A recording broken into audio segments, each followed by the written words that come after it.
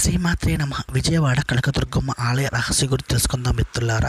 పూర్వం 5వ శతాబ్దంలో కొండపైన బండ మీద చిన్న రూపంలో అమ్మవారు ఉండేవారు. సాయంత్రం అయితే గల్లుగలు ఉండే వింత శబ్దాలు వస్తూ ఉండేవి.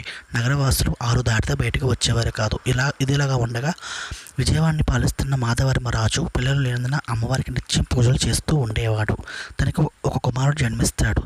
తద్వారా అమ్మవారి గుడి నిర్మిస్తాడు ఆ మాధవర్మ. ఆ